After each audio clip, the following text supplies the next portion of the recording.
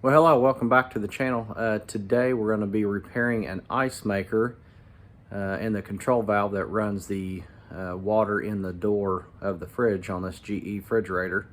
So if that's something you're interested in seeing, stick around, it's coming up.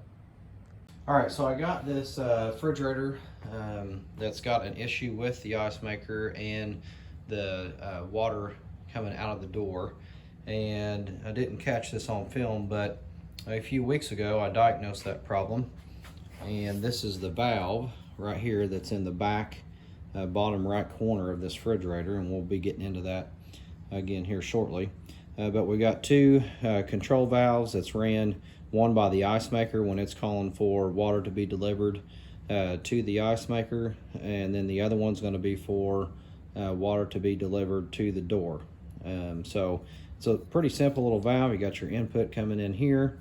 You got a little solenoid, and then as those are activated by whatever functions calling for the valve to open, then it will supply water to that. The issue I had with this valve is when I supplied the water to it, we actually had a nice leak. So it had cracked down here, and it was just pouring out. It may have been right in this corner, actually. So that refrigerator had sat unused for a couple of years. It had been plugged in, but we didn't have any water running to it. So I discovered that when that happened. Took it off, got me a new replacement part, and I'll be going over that as well. When we put this thing in, there's also something else I'm going to put in, which is called this flood defender. And you can get that at your local hardware store. And basically what it is, it's a flow valve that's going to detect if perhaps a line busts or something happens on the backside of that refrigerator where you're leaking water. It's going to detect that constant flow, and it's actually going to close off the valve. Basically it just keeps you from flooding your kitchen. Maybe you're going on vacation or something and that happens, you wouldn't know anything about it. So we're going to be putting this braided hose on. We install this new valve. Anyway, so that's what we're going to be doing. I'm going to get the fridge pulled out. I got a freezer sitting next to that. I'm going to get it moved out of the way. We'll get the refrigerator pulled out, and then we'll get down behind it there, and then we'll go through the steps here to get this reinstalled.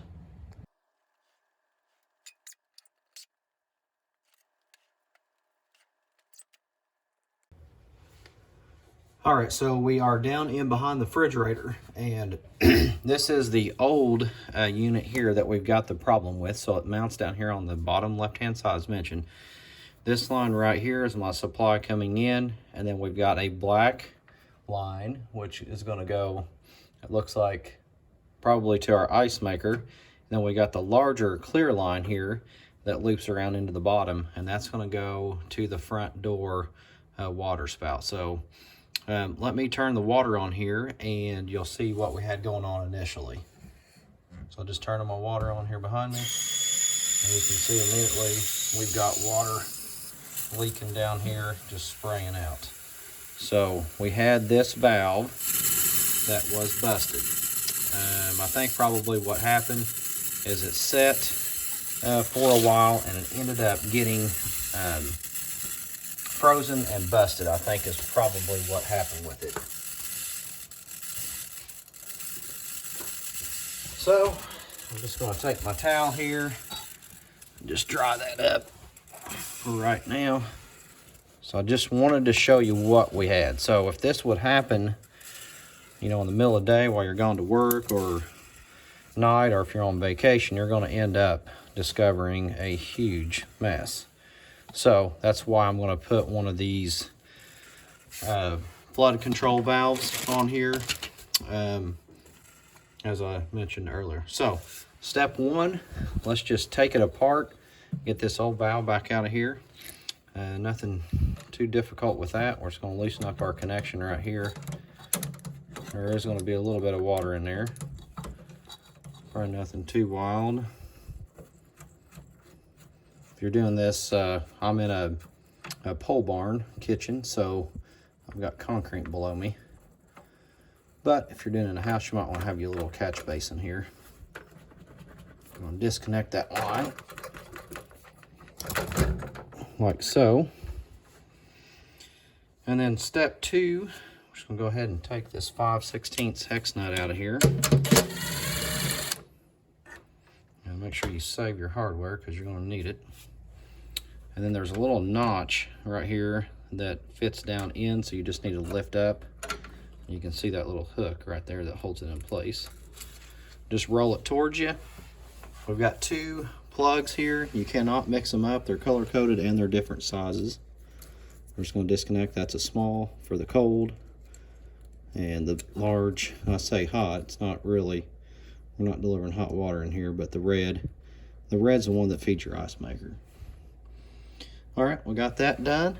At this point, now we got the 2 lines that go out of the valves on the bottom side here. I'm just going to roll this around so you can see them clear in the black. These are quick connects. You just push in on that and pull out, and that will release you. And that's it. There are marks on these, so when you go to put that back together, we're going to make sure we cover up each of those marks. So that's just going to help us on our new valve install. Old valve is done. We'll toss that in the trash. Let's get our new valve. This is a genuine replacement part, GE part, that I bought online here. Just look at the model number inside the door of the refrigerator to determine what you need.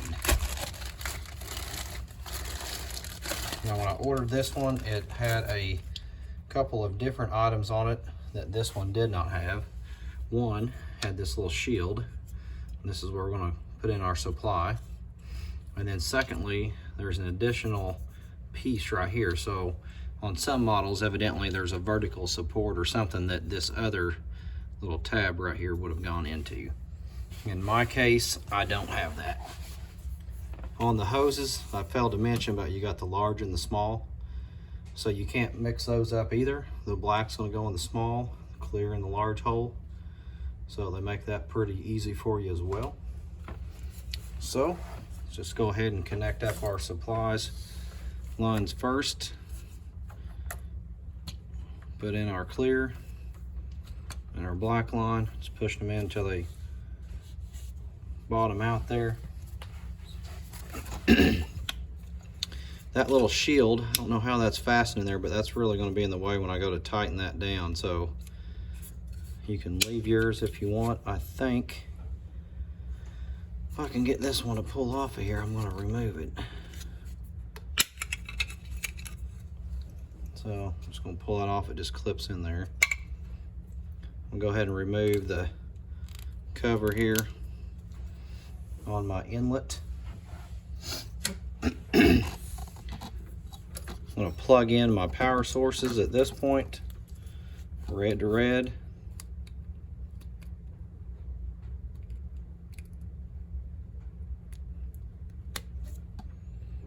And then we got our clear, just like that.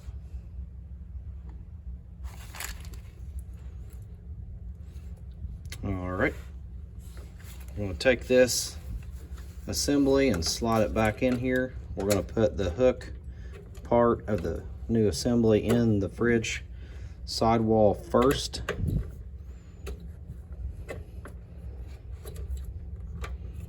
I'm just going to kind of push him down. And I'll put my hex head screw back in there. Now we're ready for our supply line. Still dripping a little bit.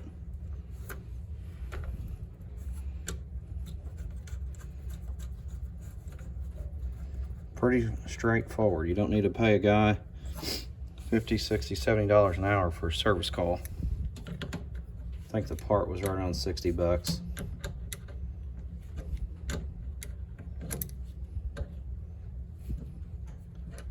Just going to tighten down our supply.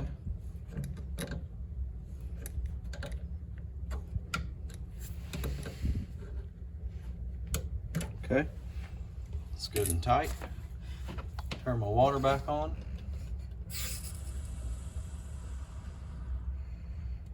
Okay, my water's fully on. No leaks this time, which is great.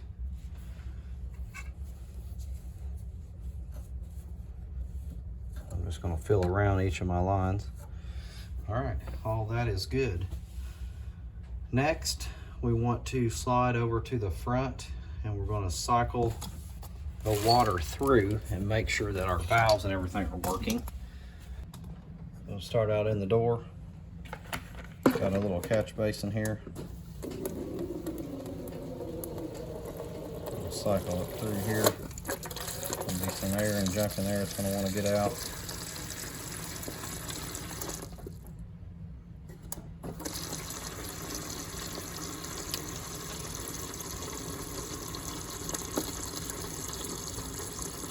Looks like everything's moving pretty good. All right, now that we've got that done, now we can go ahead and put in our flood defender braided hose. And to do that, I'm going to disconnect from the wall supply because I need it to be all the way, you know, against the connection coming out, and then tie into this plastic hose. The plastic hose typically is sometimes what can split depending on what your water pressure is. So we want that braided hose to be right out in the beginning. So let me get situated on that, and then we'll get that thing installed. All right, we're gonna shut our water off. I'm gonna go ahead and hit the water supply on the front door just to pull the pressure off of this real quick.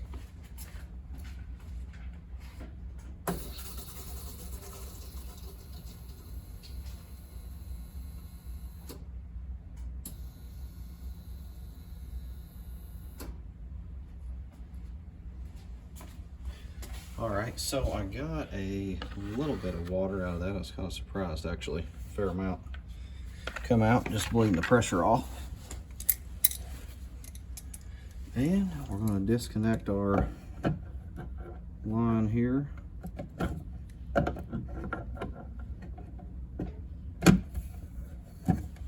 Come out of the valve.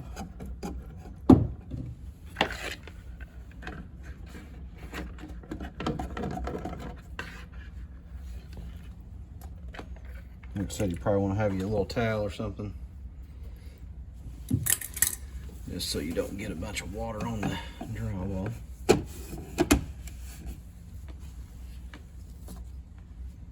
Okay.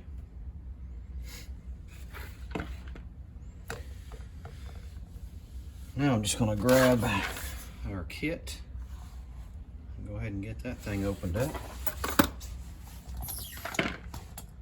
I've installed one of these before, really not much to it.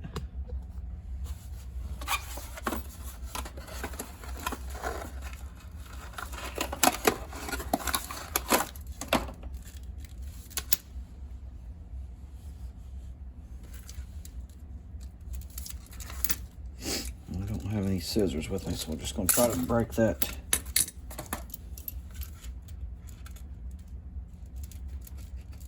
zip tie. All right, so what I wish they would do is just supply you with this piece right here, because then you could just take that right into your wall connection and then come right into the back side of that with your existing line coming off of your refrigerator. But in this case, they don't do that. So we'll take this, connect it right up to our connection coming out of the wall. And these are 1/4 inch, all standard connections here. All right, so if you're real tight, when you push the refrigerator back in, you might not want to do it this way, because that's going to stick out and it's going to take a bit before it can actually pivot. If I had this end on it, we got a little bit more flexibility. Not much. I'm gonna go with this route, and then if I have an issue with it, I'll maybe look at reversing it.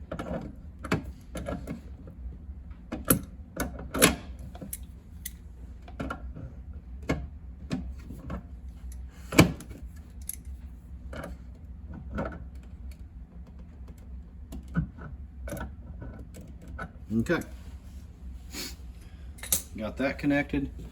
The other end of this is going to go right into the plastic on the fridge. And if you notice, they can't just screw in. Now, why they wouldn't make this that would have a male connection on it, I'm not sure.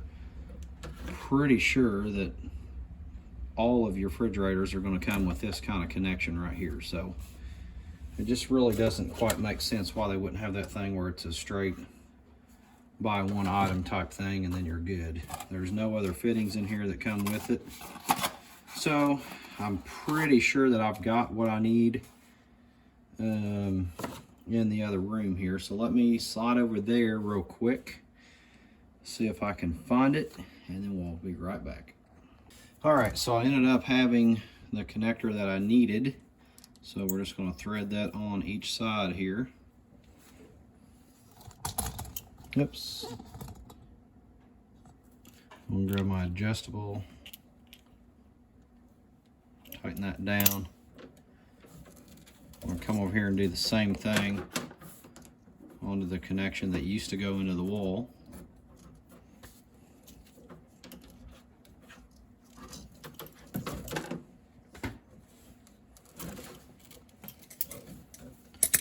Grab my other adjustable here so that we can hold things.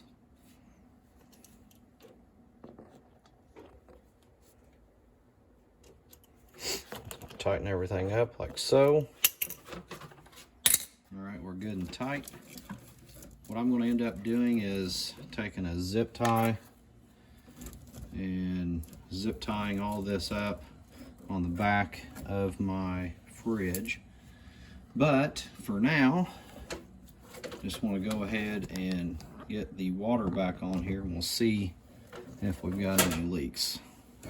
Turn that back on.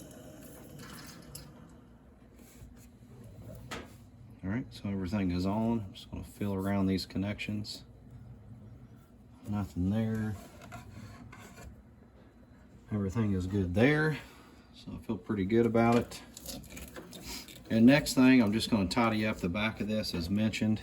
It's not really that big of a deal. Let you fix yours however you want to fix it.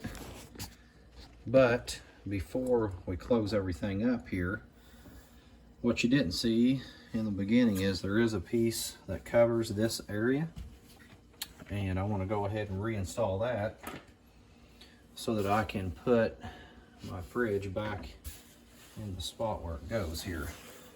So it's just a cardboard piece. You got a handful of connectors here, and those are probably 1/4 inch. Should fit a regular barrel on a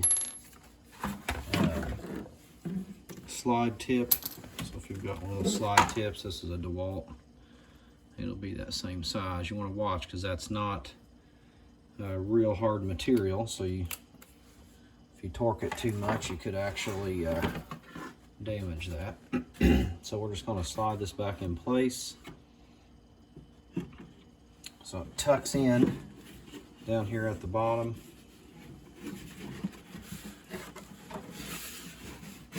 Like so. And then you just line up your holes there. Uh-oh.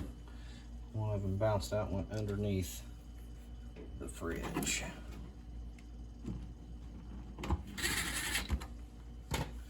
Alright, there's that one. Got one on this side.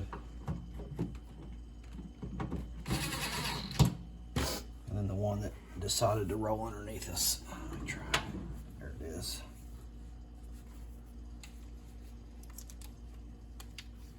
So I'm gonna go over here on this side.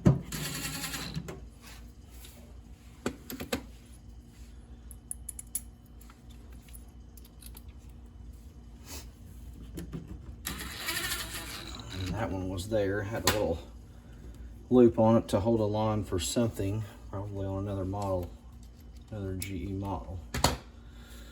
Okay, I'm just going to, at this point, tidy up my lines and then push it back in place. So thanks for watching. Hit like, subscribe, share the video, and we'll see you next time.